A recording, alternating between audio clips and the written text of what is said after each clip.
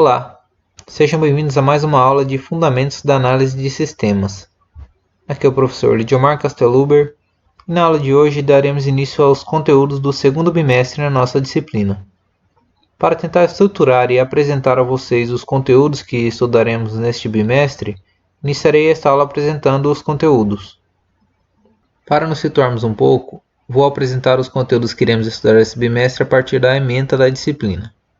A ementa inclui esses conteúdos aí, dos quais no primeiro bimestre nós já vimos processo de desenvolvimento de software, que foram aquelas apresentações de seminários, os modelos de processo de software, que vocês apresentaram nos seminários, os requisitos funcionais e não funcionais e o documento de requisitos que eu solicitei numa pesquisa para vocês. Neste segundo bimestre nós veremos então modelagem de projeto de software e diagramas da OML aplicados ao projeto de software, iniciando com o diagrama de casos de uso. Os demais diagramas de sequência e de atividades nós veremos no terceiro bimestre e o conteúdo de metodologias ágeis e técnicas de teste de software no quarto bimestre. Para este segundo bimestre, os conteúdos mostrados anteriormente foram distribuídos da seguinte forma. Temos um total de 30 aulas a serem realizadas, dos quais 24 seriam presenciais, mas devido à pandemia estamos tendo elas EAD, mas no caso são as aulas semanais, durante a semana comum, e 6 aulas EAD, que são as aulas de sábados presenciais, totalizando 30 aulas. As nossas aulas EAD, conforme o calendário de aulas EAD disponível lá no AVA, está para o dia 2 de maio, mas essa data é apenas para registro, sendo que essa aula pode ser então realizada em outra data. Para essa aula eu defini o conteúdo de importância de se utilizar ciclos de vida de software. Irei aplicar nela uma atividade valendo 20 pontos, por as aulas EAD equivalerem a 20% da carga horária bimestral. E partindo de hoje, dia 8 de 8 de maio, teremos então 8 semanas de aulas a serem cumpridas aí. Os conteúdos foram distribuídos nessa ordem aí. Na aula de hoje nós veremos modelagem de software. Já adianto que nessa aula eu não deixarei uma atividade. Nas duas próximas aulas veremos conceitos de orientação a objetos, sendo que deixarei uma atividade valendo 20 pontos após a segunda aula que trataremos desse conteúdo, embora ainda não tenha definida como será essa atividade. Na quarta semana veremos métodos e parâmetros de desenvolvimento de software, também com uma atividade valendo 20 pontos que eu ainda não defini, mas tomarei o cuidado para que essas duas atividades sejam atividades que possam ser realizadas durante o tempo da aula. E da quinta à oitava semana nós estudaremos a UML, a Linguagem de Modelagem Unificada, onde veremos também o diagrama de caso de uso e seus componentes. Na primeira, ou caso não seja possível, na segunda aula desse conteúdo, eu farei a separação de alguns grupos para a apresentação de um seminário na penúltima aula da disciplina do segundo bimestre. Este seminário provavelmente será parecido com o que fizemos no primeiro bimestre sobre os ciclos de vida de software, porém planejo que ele seja apresentado através de videoconferência utilizando algum software como o Google Meet ou o Discord. Serão então no total 4 atividades durante o bimestre, totalizando os 100 pontos bimestrais. A aula EAD com data para registro no dia 2 de maio, que já passou inclusive, eu ainda não defini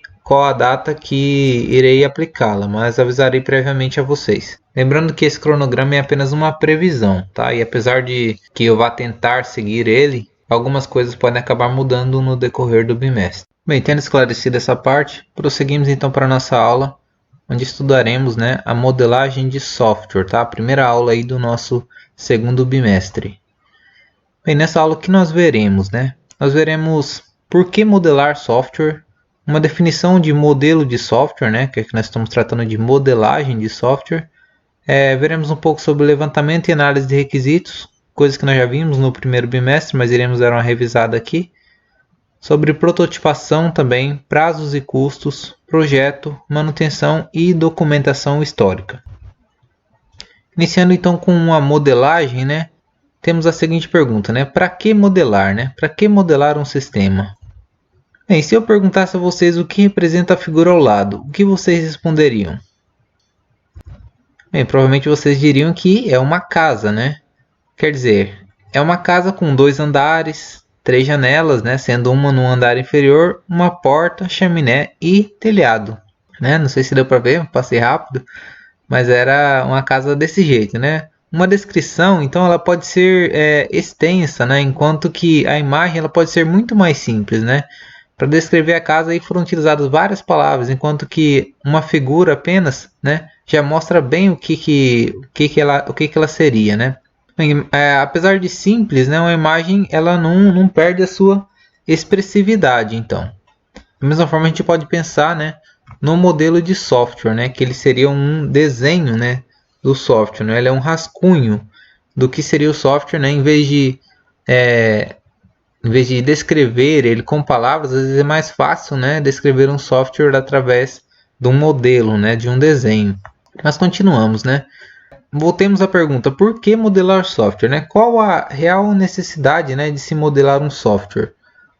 Muitos profissionais, aí, entre aspas, eles podem afirmar que conseguem determinar todas as necessidades de um sistema de informação de cabeça, que sempre trabalharam dessa forma, né, utilizando essa justificativa. Mas eu pergunto a vocês, qual a necessidade de se projetar, por exemplo, uma casa, né? Um pedreiro experiente não é capaz de construí-la sem um projeto? Isso pode ser verdade, né? Mas e se ele fosse construir, por exemplo, um prédio?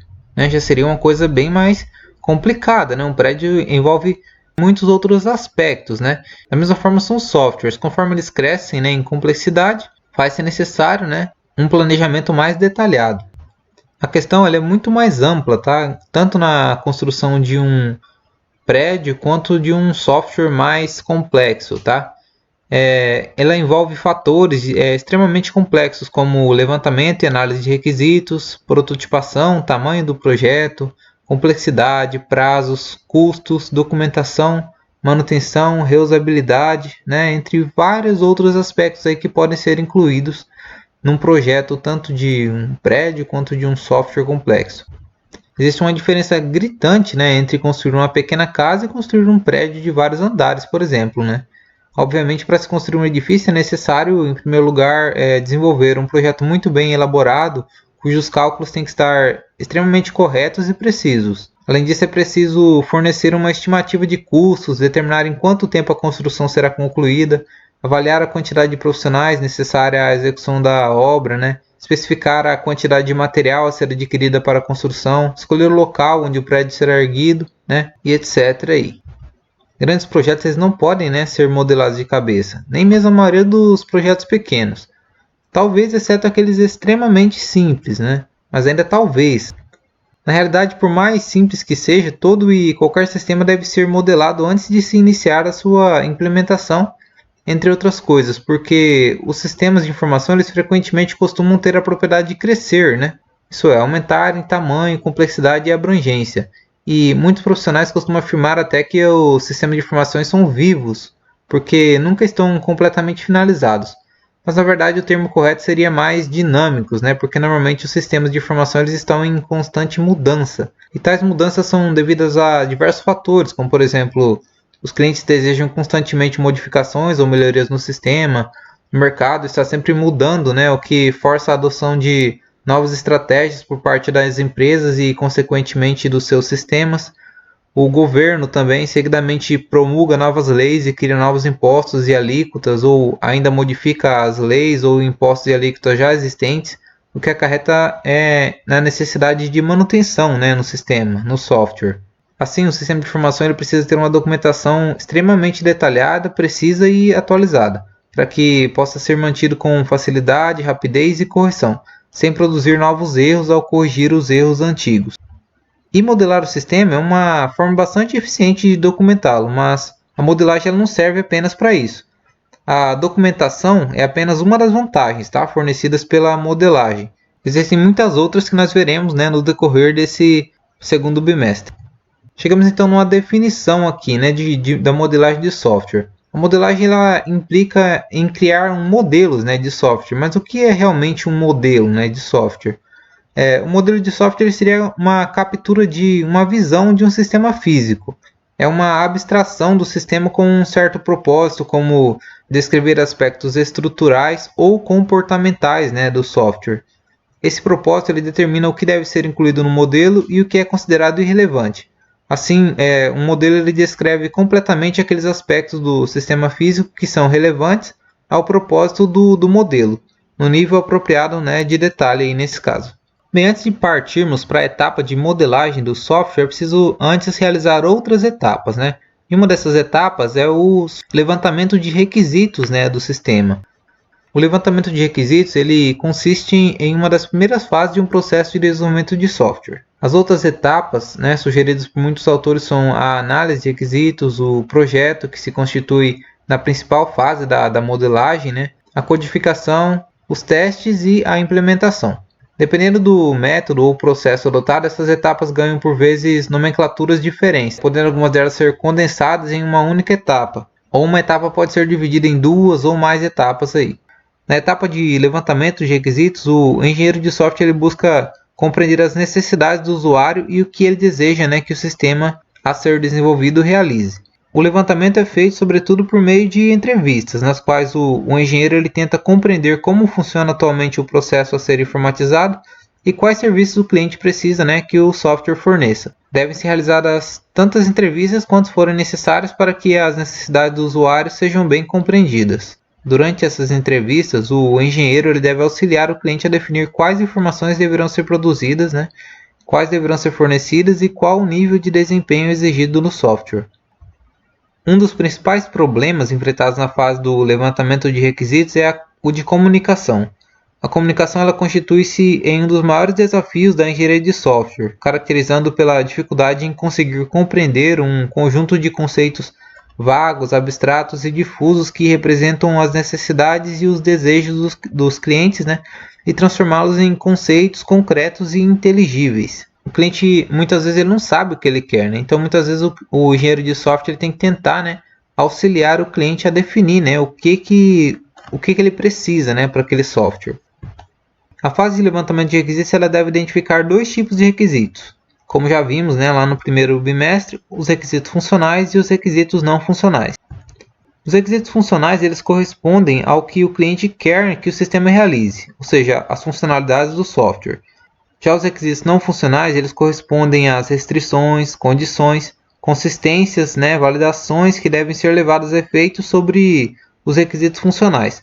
Por exemplo, em um sistema bancário deve ser oferecida a opção de abrir novas contas correntes, que é um requisito funcional. Já determinar que somente pessoas maiores de idade possam abrir contas correntes é um requisito não funcional. Pode existir diversos tipos de requisitos não funcionais, como requisitos de usabilidade, desempenho, confiabilidade, segurança ou interface. Alguns requisitos não funcionais eles identificam regras de negócio, ou seja, as políticas, normas e condições estabelecidas pela empresa que devem ser seguidas na execução de uma funcionalidade. Por exemplo, estabelecer que depois de abrir uma conta é necessário depositar um valor mínimo inicial é uma regra de negócio adotada por um determinado banco e que não necessariamente é seguida por outras instituições bancárias. Outro exemplo de regra de negócio seria determinar que em um sistema de videolocadora, por exemplo, só se poderia realizar uma nova locação para um sócio depois de ele ter devolvido as cópias locadas anteriormente. Logo após o levantamento de requisitos, passa-se para a fase em que as necessidades apresentadas pelo cliente são analisadas, né? A análise de requisitos. Aqui o engenheiro examina os requisitos enunciados pelos usuários, né? Verificando se estes foram especificados corretamente e se foram realmente bem compreendidos. A partir da etapa de análise de requisitos são determinadas as reais necessidades do sistema de informação. A grande questão é como saber se as necessidades do usuário foram realmente bem compreendidas. Um dos objetivos da análise de requisitos consiste em determinar se as necessidades dos usuários foram entendidas de maneira correta, verificando se alguma questão deixou de ser abordada, determinando se algum requisito foi especificado incorretamente ou se algum conceito precisa ser melhor explicado. Durante a análise de requisitos, uma linguagem de modelagem ela auxilia a levantar questões que não foram concebidas durante as entrevistas iniciais. Tais questões elas devem ser sanadas o quanto antes para que o projeto de software não tenha que sofrer modificações quando seu desenvolvimento já estiver em andamento, que pode causar significativos atrasos no desenvolvimento do software, sendo por vezes necessário remodelar por completo o projeto. Outra forma interessante de se levantar os requisitos, né, de saber quais as necessidades do cliente para o sistema, né, que ele requer, é através da prototipação. A prototipação é uma técnica bastante popular e de fácil aplicação, que consiste em desenvolver rapidamente um rascunho do que seria o sistema de informação quando ele estivesse finalizado.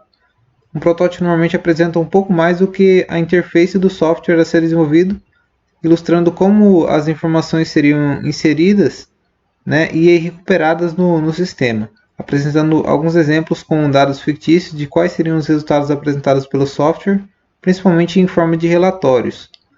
A utilização de um protótipo pode assim evitar que, após meses ou até mesmo anos de desenvolvimento, descubra-se ao implantar o sistema que o software não atende completamente às necessidades do cliente, né, devido, sobretudo, a falhas de comunicação durante as entrevistas iniciais.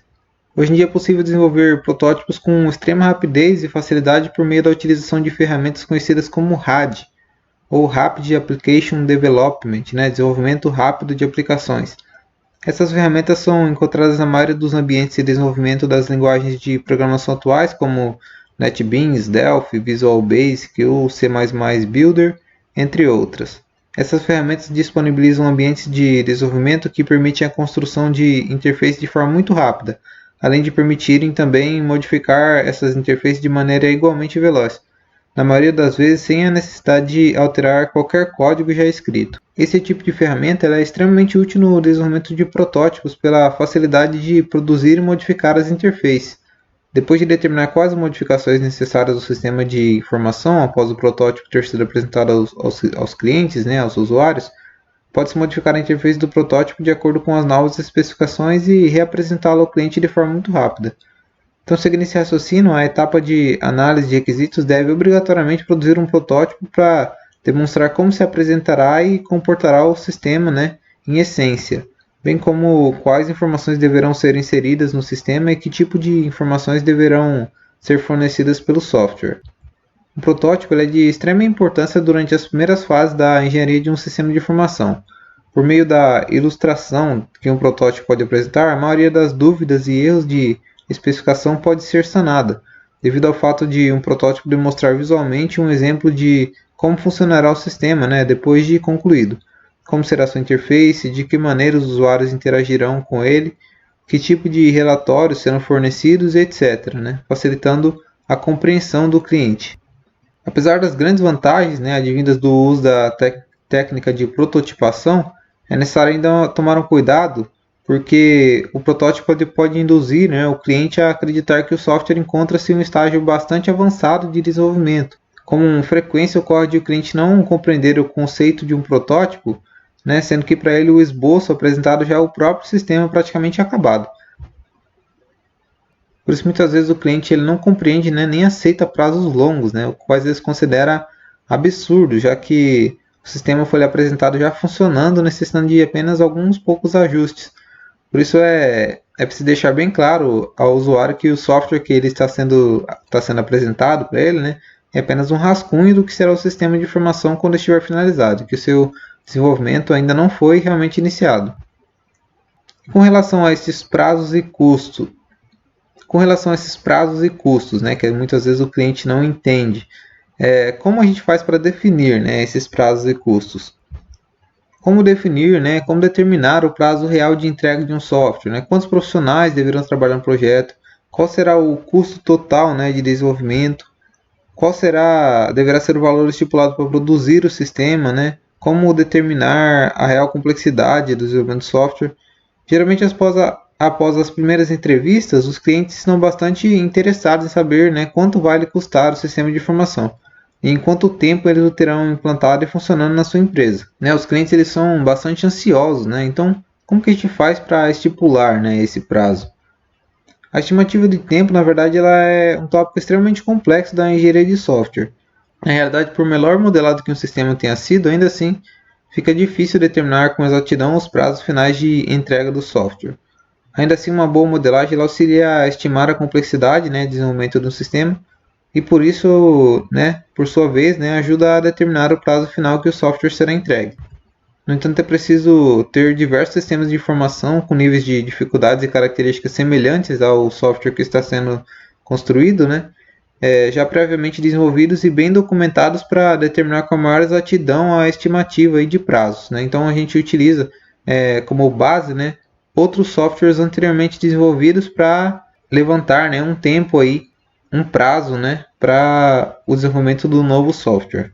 Ainda assim é complicado prever com exatidão a data de entrega de um software. O máximo que se pode conseguir é apresentar uma que seja aproximada com base, né, nas experiências documentadas de outros softwares. Portanto, é recomendado, né, acrescentar alguns meses à data de entrega, o que serve como margem de segurança para possíveis erros no sistema.